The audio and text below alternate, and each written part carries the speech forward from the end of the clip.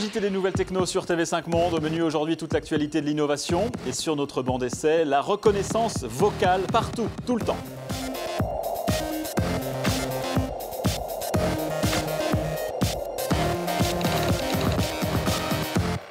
Bonjour à tous, dans l'actu techno cette semaine, un dicton, avoir les yeux plus gros que le ventre, il n'a jamais été aussi vrai qu'avec ce concept développé par des chercheurs de l'université de Tokyo. Il s'agit de manipuler la sensation de faim d'un individu en lui montrant une image déformée des produits qu'il mange.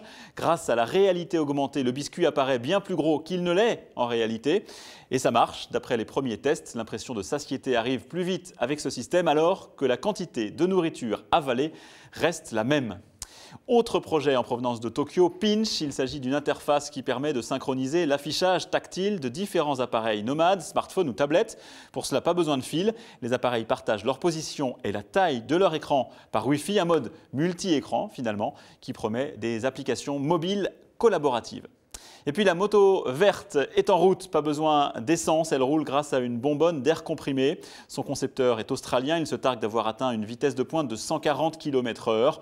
L'autonomie, elle, n'est pas encore évoquée, il ne s'agit encore que d'un prototype. Sur notre banc d'essai, cette semaine, la reconnaissance vocale peut-elle vraiment nous aider dans notre quotidien? C'est en tout cas ce que nous promettent un certain nombre de constructeurs et qui nous proposent de parler directement à nos appareils ménagers, à notre machine à café par exemple. Il suffit de lui demander un espresso bien serré pour qu'elle obéisse.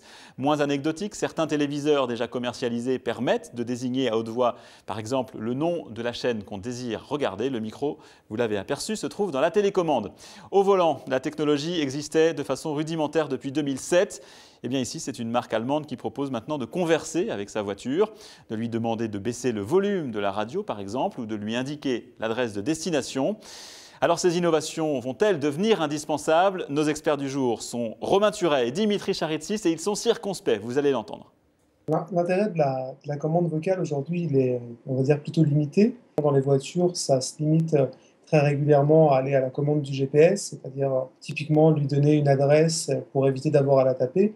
Dans ce cadre-là, ça peut être intéressant parce que du coup, ça ajoute en matière de sécurité. La machine à café, par exemple, qui se commande à la voix, on lui dit pas « fais-moi un espresso » ou « je veux un café long ». Il faut se placer devant la machine, attendre qu'elle reconnaisse bien notre voix, lui dire « espresso », parfois répéter. Et sur les télés, c'est exactement la même chose.